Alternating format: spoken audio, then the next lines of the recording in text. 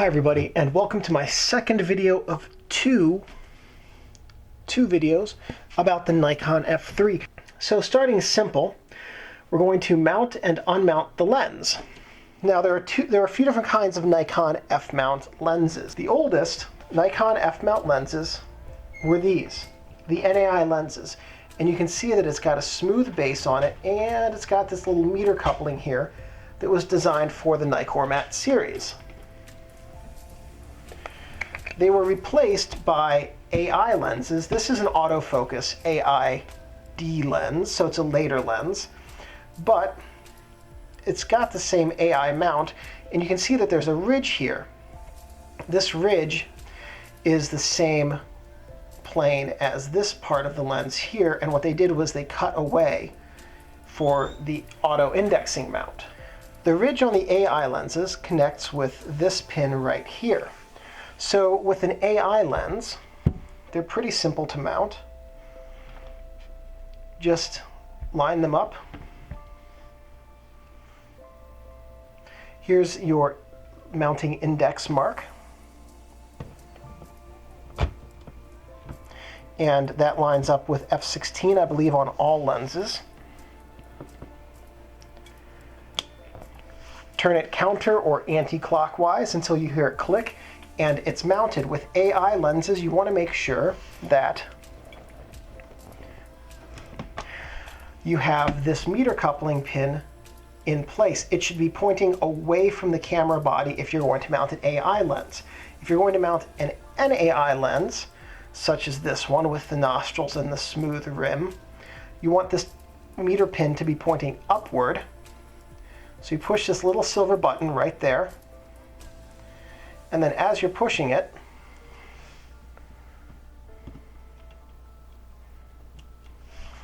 you flip this down.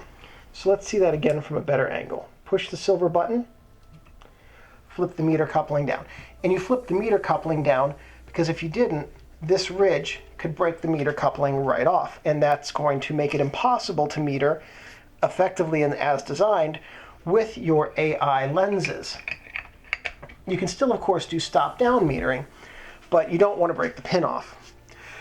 These will not work with G lenses, but as far as I know, it will work with all of the other lenses. It will work with AI autofocus, which are the AID and AIS, and it will work with the invasive fisheye lens, which is pretty uncommon, but if you have one, I'm envious. And it'll work with all of the NAI lenses.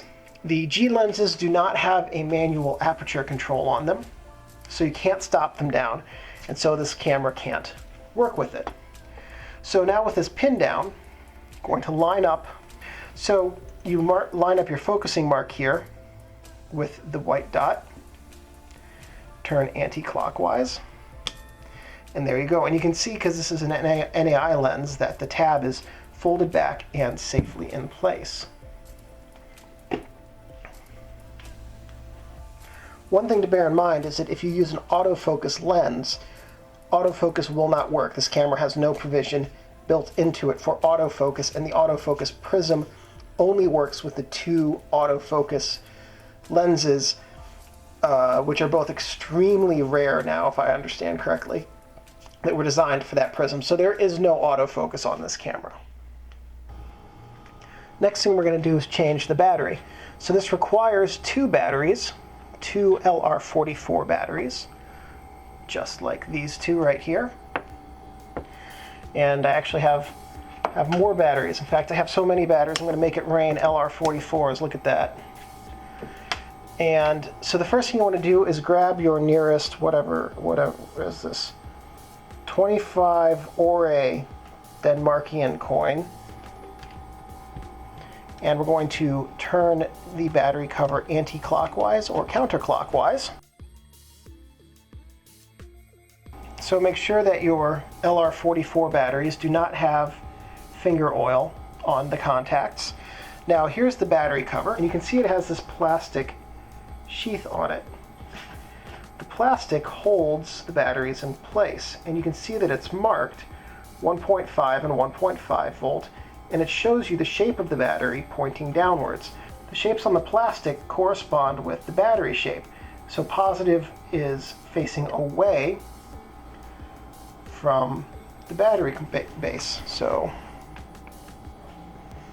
here is our battery chamber, and clean off my fingerprints from the first battery. I'm going to put it in like that, so that holding the battery chamber this way, the positive side of the positive contact is going to go up, and we're going to put the second one in. Now this should spin very easily, you can see here. If it does not spin easily, then you have cross-threaded it and you want to immediately stop and back away. Cross-threading these is a really good way to ruin the battery cover. So let's see if it works. Camera is on. Oh yeah, camera is already on. I'm going to set it to 1/2000th of a second. Shutter actuated. Batteries are good. Now, one thing to bear in mind with the F3 is that even when the camera is off, even when you switch this red switch up on the top to off, it will continue to deplete battery power. That's because the camera has a quartz cell inside of it, and so anytime you store this camera, take the batteries out, because it will drain them over time, and you'll think you have fresh batteries because, oh hey, I put these 2 in and I only shot 2 rolls of film with it, and I go to shoot a roll of film and I get 3 in and then it's jammed. And not that that's ever happened to me. It has. There's another way to check the batteries if you have film in the camera and you don't want to just test the shutter speed.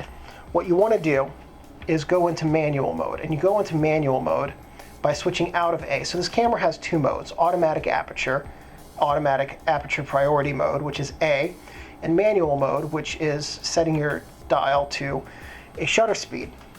So to check your battery, you set your dial to a shutter speed, then you look through the viewfinder back here at the LCD display in the upper left corner. With good batteries, the selected shutter speed will display in the LED. When batteries die, the shutter and mirror will lock when you push the shutter release. With no batteries, the 2 mechanical modes exist.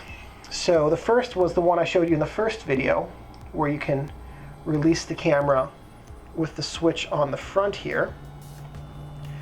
The second mechanical mode is T, and the way that T works on this camera is you push the shutter button, that opens the shutter, and then you turn the shutter, then you take the, you close the shutter again by switching to another mode. So let's see how that looks with the back open. You can see the shutter is staying open and will continue to stay open.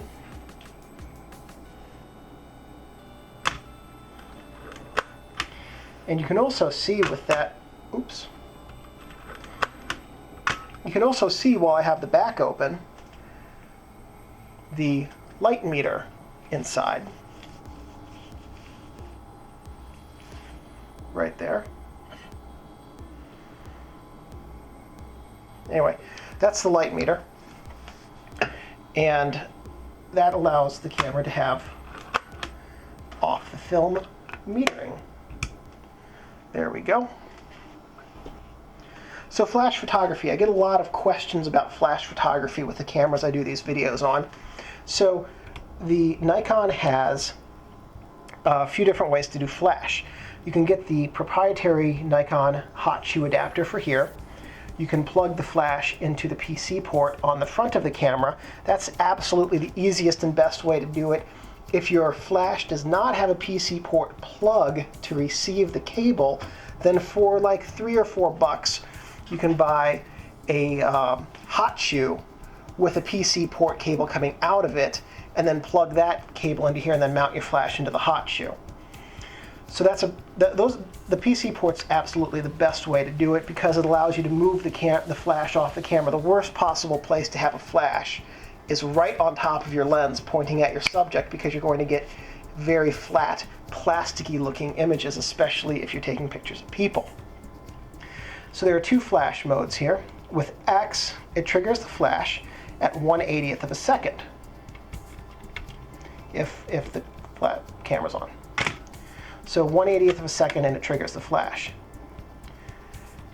you can also trigger the flash at 1/60th of a second and slower.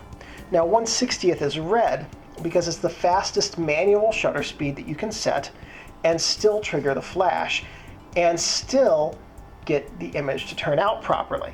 So I'm going to show you what I mean by that.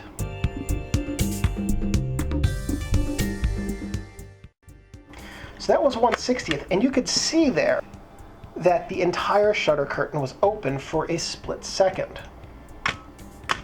30th of a second, you can see the entire shutter curtain is open. We're going to go to a quarter second again, or 1/8 of a second rather, half second. And it's the same thing over and over again. The entire, for 1/60th of a second and slower, the entire shutter curtain is open. Let's see what happens at 1/125th.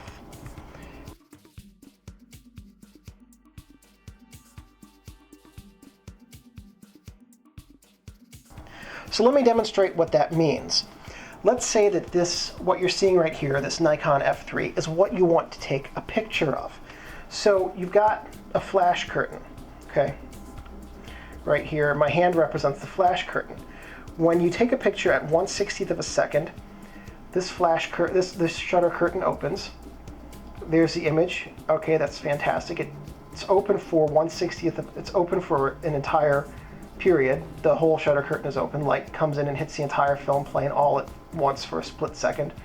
And then the other shutter curtain comes and closes behind it. And at 1/30th, it's the same process. You get the entire thing, only it's slightly longer. At 1/125th, it's a little bit more like this. And as this one's about here, the new flash curtain comes in and closes behind it. At 1/2000th, it would be something about like this, a very narrow gap. And so shutter speeds are not increased by the shutter curtains physically moving any faster. They are increased because there are two shutter curtains in there, and the gap between them is narrower for each shutter speed. And at 1/60th, that's the fastest shutter speed on this camera, at which both shutter curtains are open and the entire film plane is exposed to light.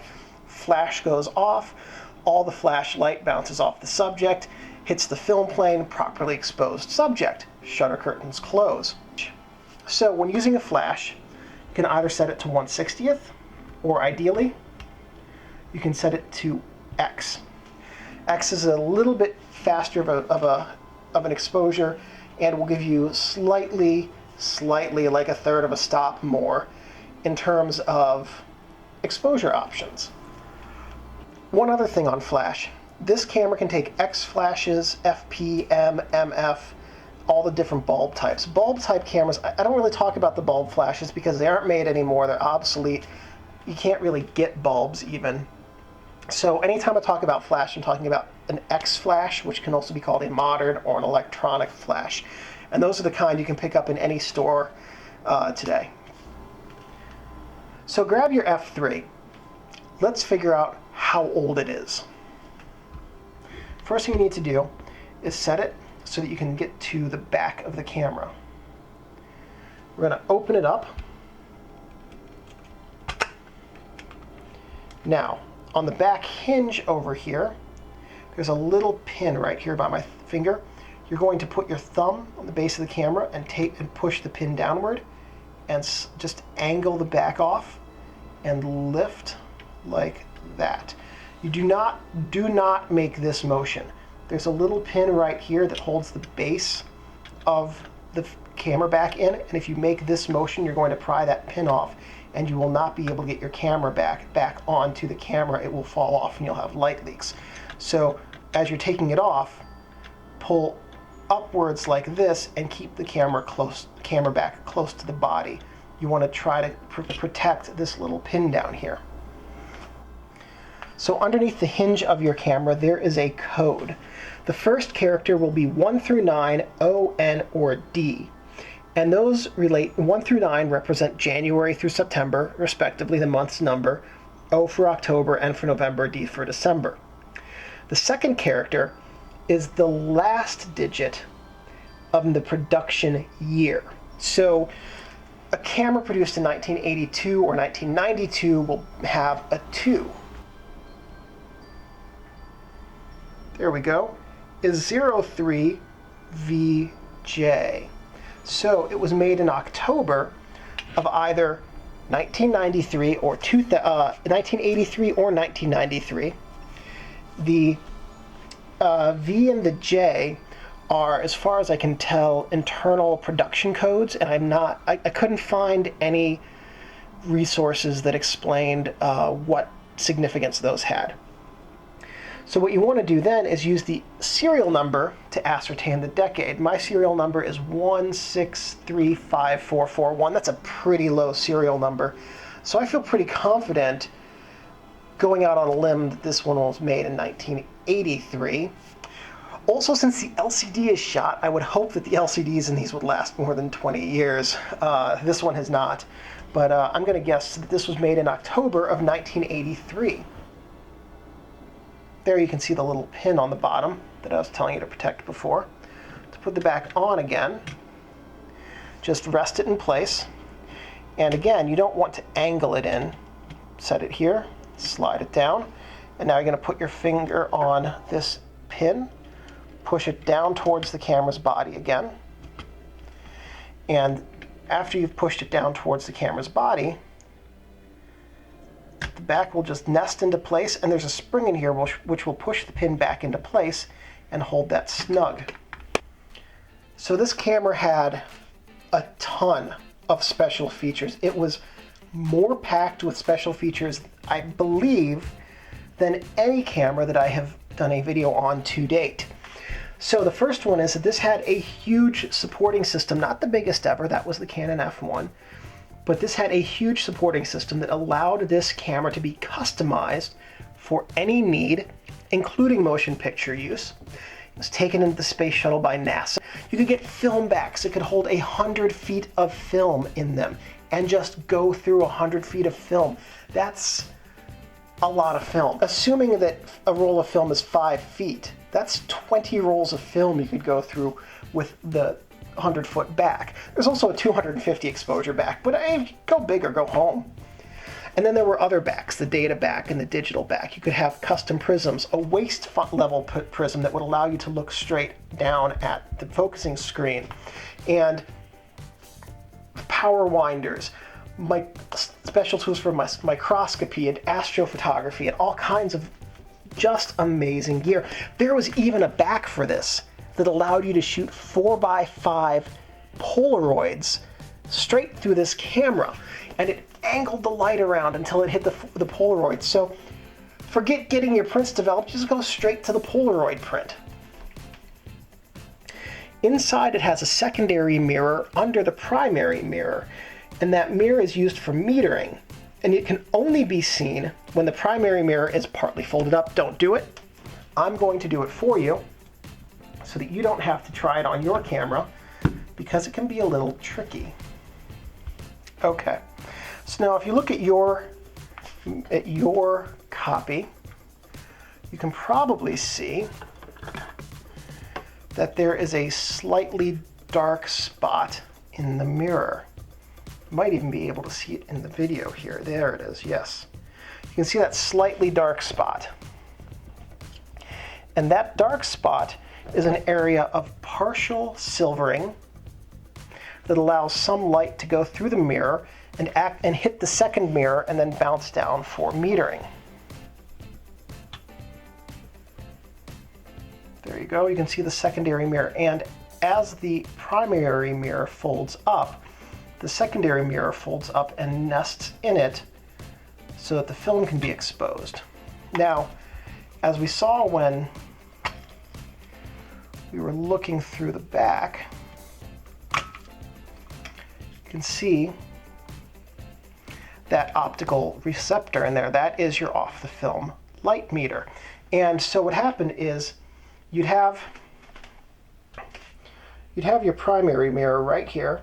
The light would come in through the lens and bounce up to the pentaprism, but some amount of it would go through that darkened partial area to a secondary mirror back here, hit that secondary mirror and bounce down to hit that optical receptor. So some other special features. The LCD in the viewfinder that gives you your metering data stays on for 16 seconds after the shutter is released. That conserves power, so it turns off a little bit. It also allows you to note what your shutter speed was, so you can keep records if that is your thing. In fact, that 16-second number I think is so perfect that all of my digital cameras, my Nikon D40, my Pentax K3, K7, and KR, what I will do is I will set it to turn the meter off as close to that 16-second mark after the shutter goes as possible, because it's comfortable. So most of them are 10 seconds, but I think they bill it as it saves battery power. But I think it just allows the photographer to know that they can compose and take their picture and do their data logging after the picture is taken. They don't have to worry about remembering what their automatic shutter speed was going to be before it was taken. The chassis on this camera is made of two pieces, each of them comprised of a copper aluminum alloy. So it's non-reactive, doesn't corrode, very sturdy, very lightweight. It was a very well-designed chassis by its day's standards. In fact, it holds up very well by today's standards, especially compared to many of the plastic cameras that makers are kicking out today. It will automatically shoot at 1/80th of a second, regardless of the dial setting, until you get to frame 1. So let's load film. Let's do the loading the film process. I'm going to set it to automatic here, and I'm going to leave the lens cap on. So I'm going to open up the back. So we slide this toward the prism, lift, that pops the back open. So here's the back of the camera. Here's my roll of dummy film. It's going to go right in like that. I'm going to bring the knob down and click it into place. Pull out a leader. Going to feed it into the film take-up spool. There we go. There we go. It always takes 4 tries. Okay, so now what you would do is you would close your film back normally, and I'm going to do that for you to show you. So I'm in automatic mode here, so I just did an 1/80th of a second exposure, 1/80th, 1/80th. So it will always do 3 1/80th of a second exposures. Now I'm going to set it here to automatic mode. And you can see it was a different time. If I set the lens cap in front of the lens, enough to let a little bit of light through, you can see it was a much longer time. Now, most people will load film with the lens cap on. So if it didn't do your first 3 exposures at 1/80th, it could end up doing your first 3 exposures at 8 seconds, which is annoying. I've had cameras do that. So I'm going to show you what happens. Now normally, after you load your film, then you pull up on this ring here and you set your ISO. So whatever you're going to set your ISO to, and then you flip up the film rewind lever and you tighten it. You don't want to jam it. You don't want to hear your film cracking or squeaking. You just want to tighten it so that you don't have any slack inside your cassette. What I'm going to do is, instead of just going through the film with the back closed, now if you're new to film, if you open up the film back, you're going to ruin your images. The film can't be exposed to light as it is right now. So this is a demonstration only so you can understand what goes on inside of your camera. When you hit the shutter button, the shutter activates and the curtains move. Then you take up the camera, or the film rather, and this film take-up spool turns, and then it pulls the film through here from the cassette, and then the previous frame is now right here, and it's ready to take another image. Now we talked about these film guide rails, and you can see the top and bottom guide rails keep the film from moving up and down, and then you can see the silver coming through the sprockets. That's for the inside guide rails, and they help keep the film flat on plane. And the film pressure plate on the inside of the back, right there, rests right up against the film, also keeping it flat. Now, after you've taken your whole roll of film, So you've gone through your 24, your 36 exposures, and you've taken 24 at least fantastic photos. You need to rewind your film. If you just open up the back, you're going to ruin all of your, your great photos. So you need to rewind it.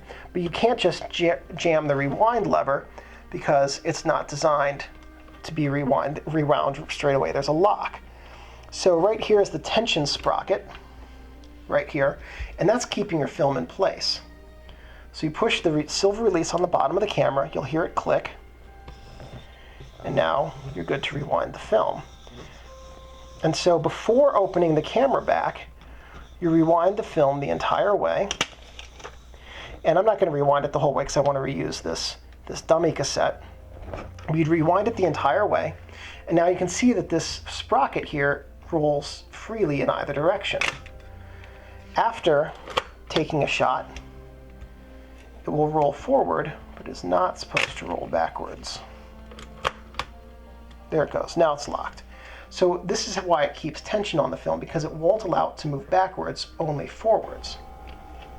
A lot of people ask me about multiple exposures on the cameras that I make videos for. I will tell you right now, if you are interested in multiple exposures, this is the camera you want to use.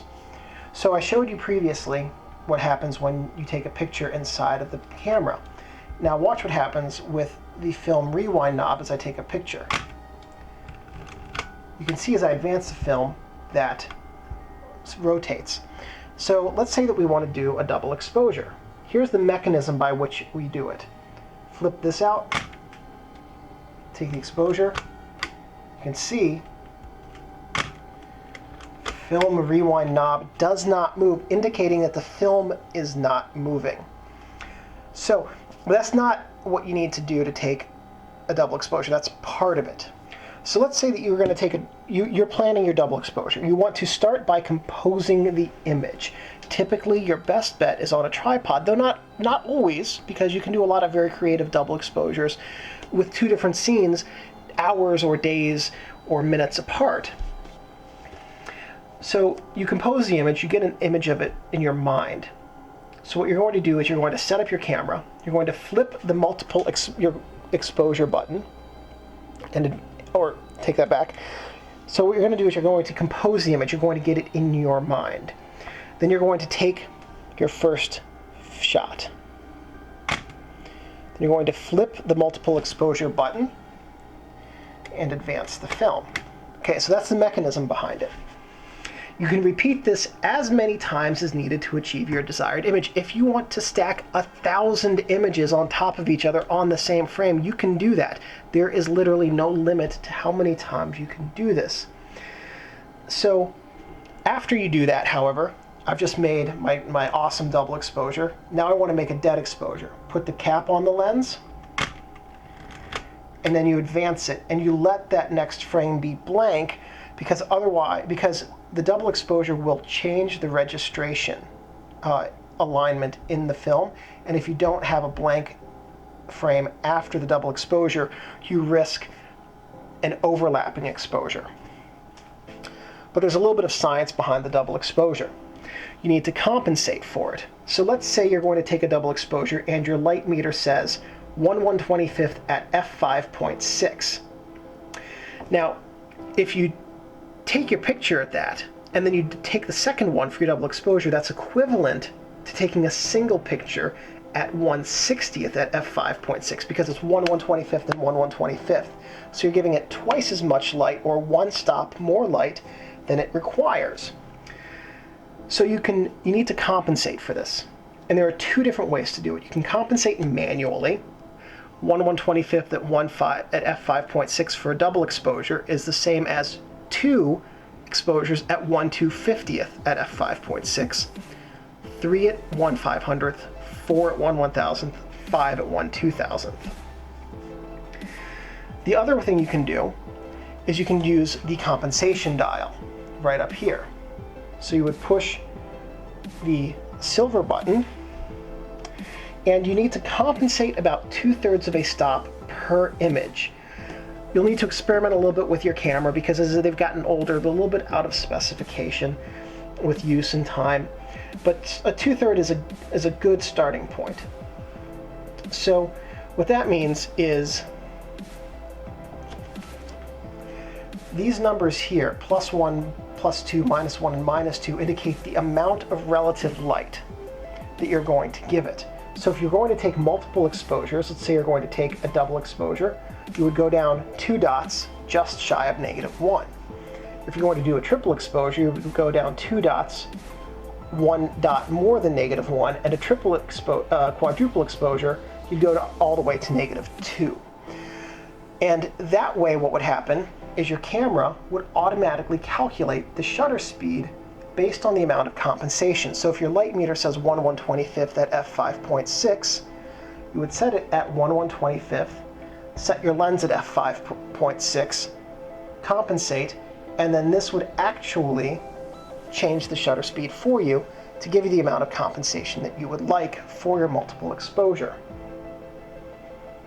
And then when you're done, you need to make sure you set it back to 0, unless you're going to continue to take more multiple exposures.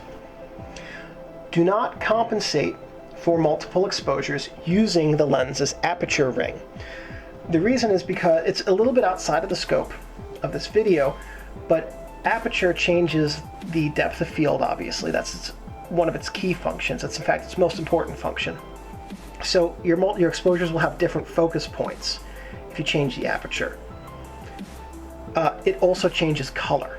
Color passes through lens openings of different diameters, controlled by aperture, in different ways. And so 1/250th at f5.6, 1/125th at f5.6 will have a slightly different color cast than 1/30th at f11, or even 1/60th at f8. In fact, I've tried this on some of my cameras, and on every camera, it's had the same results. Different apertures have different colors. And one other thing for multiple exposures with f3 and with any camera. Ideally, you would want to use a cable release to prevent camera shake or movement between frames. And if you can use your mirror lockup, that's a good idea as well.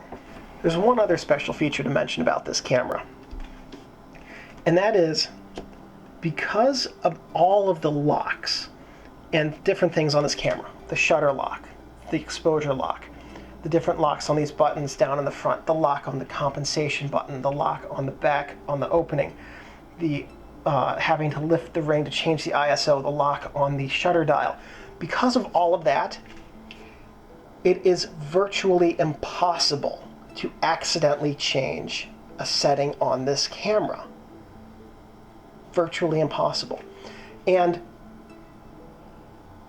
so you have an understanding when you use this camera that what you want it to do, what you have told it to do 5 shots ago in the same condition, it's going to continue doing. It's not going to surprise you because you accidentally bumped a button on it or something like that. And it's a very thoughtful and careful design. So let's talk about how to meter this camera with different lenses. I'm going to start easy. Let's put an AI lens on this camera. So line it up here, the thing, turn it counterclockwise, and so you can see that the metering pin is engaged with the aperture, and that the aperture ring, coupling ring, is changing with the aperture. So to meter with this AI lens, all you have to do is put your eye up to the viewfinder, select the aperture you would want, and then either set it in A, and the camera will automatically calculate the shutter speed, or look through the meter to see whether you're over or underexposed and set the shutter speed that you need. For NAI lenses, we're going to flip the meter pin back. We do not want that down when we mount an NAI lens. Line up the lens and mount it on the camera. Now, I'm going to turn the camera around because you need to see what buttons we're going to push here. Let's say you want to have it in automatic mode. Set it to F11. Okay, there we go. Lens cap's off, so now we're looking through the camera, we can see what we're going to do. If we were just to take the picture right now, it would take the picture at F11, But because it is not communicating with the lens, it would just assume that it is wide open, and so it would meter for f3.5 or fully 4.5 stops faster, and all of your shots would be very underexposed. So set it at f11. We're going to push the depth of field preview. Remember the metering. Release depth of field preview. Take the picture. So let's try it this way. Listen to the shutter speed. This is without stopping it down, so the camera's going to meter the scene it's seeing over here off camera as though it was at f3.5. Okay? Set at f16, stop down. Remember the setting. And to show you that that just wasn't me releasing the button at the wrong time. So to demonstrate a little bit better about what's happening in here, so right now the camera's set at f16. Let's just take a picture and see what happens. You can see the mirror went up.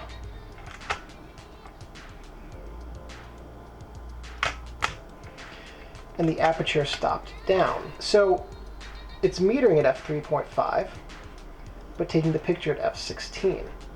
So we stop down, hold the memory button, and you can see that it still shut the aperture, but it took an appropriately timed image. And that's how you do this with NAI lenses. Let's change the focus screen. So like I said, this camera had 20 different focus screens to choose from. So you remove the prism. With this one, you slide let me show you. With this prism, you slide these two clips where my fingers are backwards towards the body and lift straight up. And then here's the focus screen. You can see I've got a grid focusing screen in. Now, they made a tool of some kind that you could put down here to lift up the focusing screen. I'm just going to use my thumbnail. There we go. The focusing screen pops right out. Now, inside the camera body, here's a little pin you can see right there.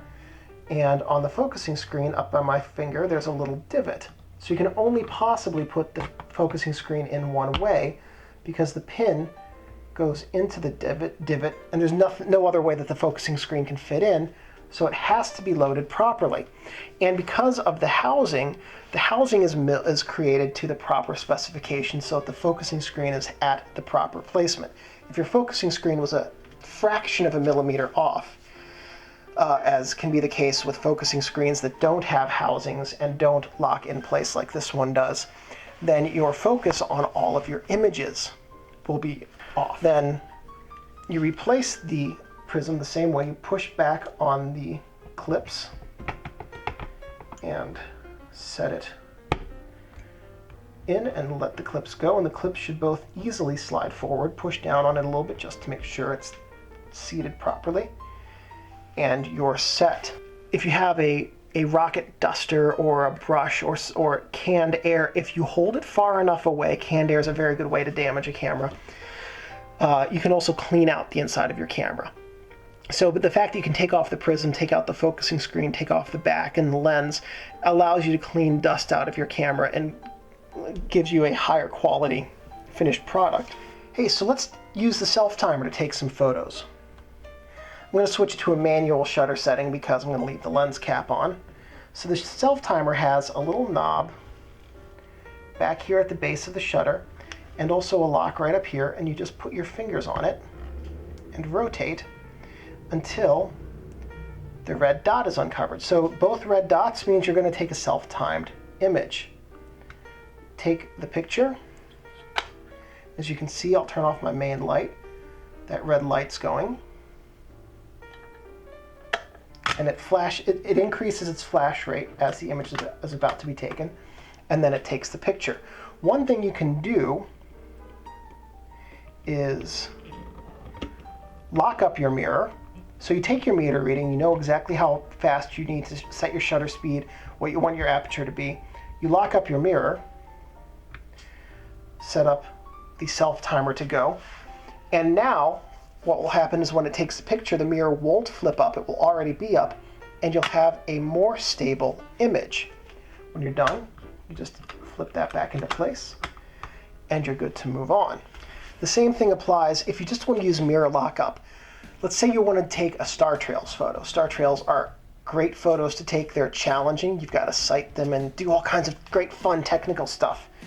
The first thing you want to do to start off your star trails photo is flip the mirror lockup down.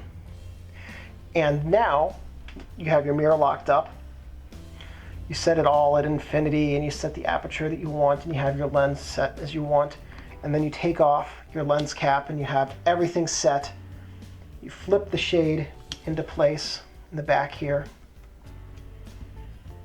Flip the shade, there we go. Flip the shade into place in the back.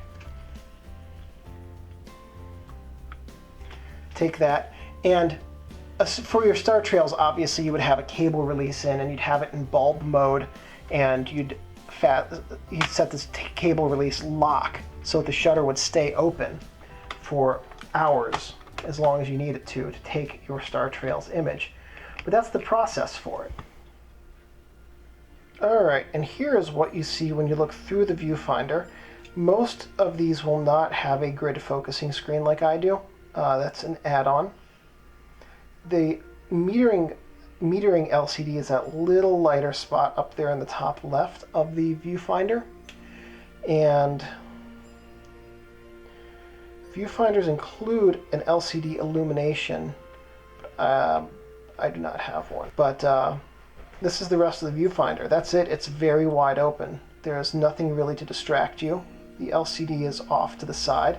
So it's a very well laid out viewfinder. It's very clean, very simple. The only information you have in it is the LCD, really. And then, of course, in the middle, I should say, there's also a window down to the aperture dial, so you can see your aperture, but my lens doesn't have an aperture in the right place for it to see that. But that's the information it gives you, shutter speed and aperture, and really, that's all you need. That's all you want. It gives you exactly what you need and exactly what you want, and nothing more.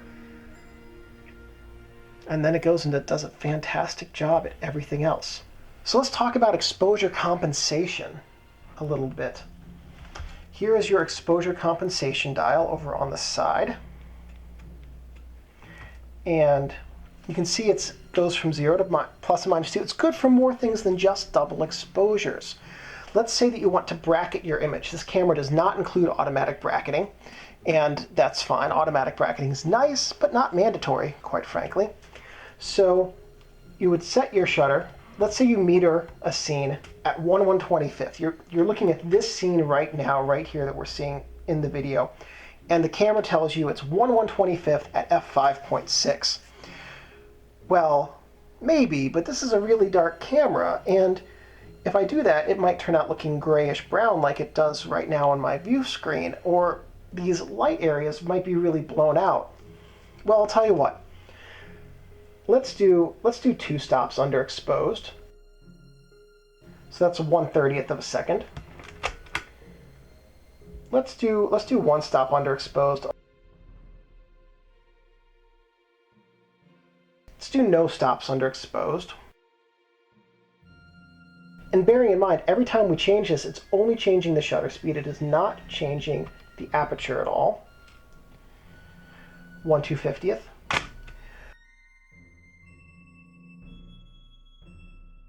One 500th. And so you can also, then you can bracket in third of a stop increments. Instead of 1/125th to 1/60th, you could go 1/100th and 1/80th, or whatever those third increments happen to be. And so you can bracket easily up to 2 stops in each direction, and that gives you the ability to take 5 images. And your meter could be tricked because the scene is lit oddly. So having multiple images gives you the ability to make sure that you have one that turns out correctly. Let's talk about auto exposure memory. So first thing you need to do is set your camera to A mode. Let's pretend you're looking at this scene. Half of it is dark, half of it is a medium gray or light color. But if you were to meter this image, what would happen is it would meter off this central area largely, and so you would end up with an image that's very overexposed here and very medium over here. Well, maybe that's what you want. So you can just take the picture. But what if you want this area to be lighter than it actually is in real life, and this area can be completely blown out? It's not important. Well, what you would do is you would take the camera, and you would point it over here at the shady area. You would set all your settings. You'd set your aperture as you want it, and assuming you have an AIS lens, you don't have to do any kind of funky special tricks. And then your camera through your prism is telling you that it's going to be 1/30th at f3 or 3.5 or whatever it is. That's fine.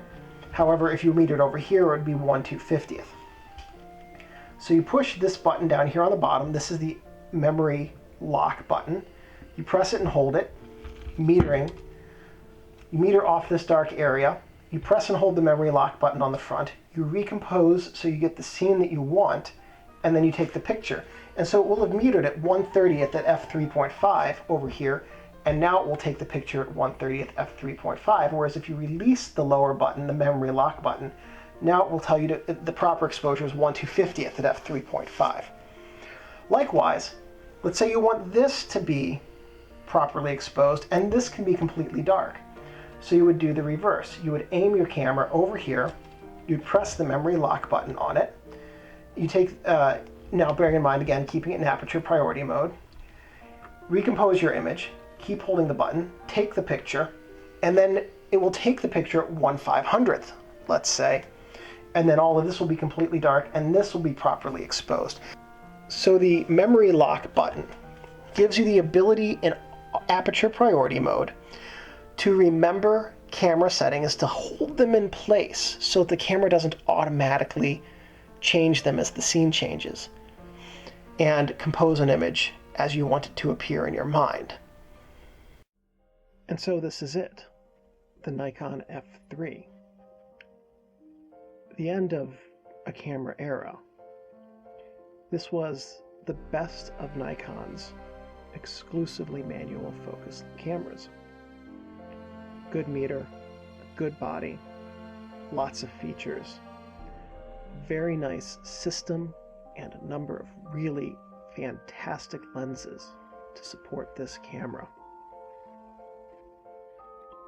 It was the last exclusively manual focus Nikon made film body. And after this, they make the FM10. They sell the FM10, but it's made by Chinon. And this predates all of that autofocus nonsense. It's simple and elegant. It's the best of Nikon's design and build quality. Exceptionally good craftsmanship. It's reliable. They still run. And I suppose that if you have to end an era, you might as well end it on a high note. And that's what Nikon did with the F3. It went out on, to my way of thinking, the highest note for any 35mm film camera that they ever made. The F3 is simply stunning. It filmed movies. It went on the space shuttle. And ultimately, if it's good enough for NASA, well, it's good enough for me. So, if you guys have so if this video was helpful to you guys, please let me know. Please leave me a thumbs up. That lets me know that I'm on the right track, that I'm making content that is helpful to you and teaching you to learn your camera. If you have any questions, please leave those below. I'm more than happy to answer them, and I am pretty good about doing so fairly quickly. If you have any comments or suggestions for future videos, please let me know, and if I have the technical know-how and equipment, I'm more than happy to film those videos for you. One last thing. Thank you guys for watching.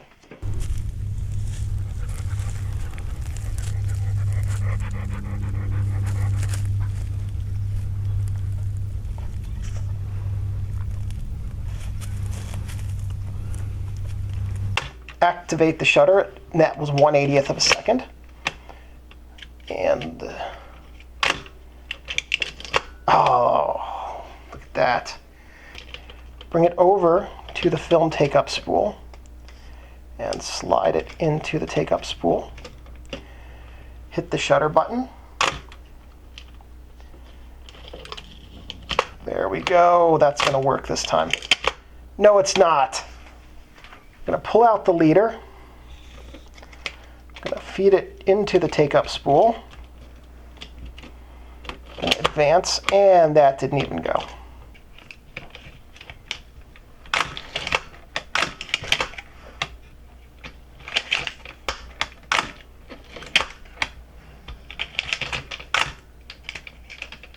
My knob over here. Oops. That's not supposed to happen.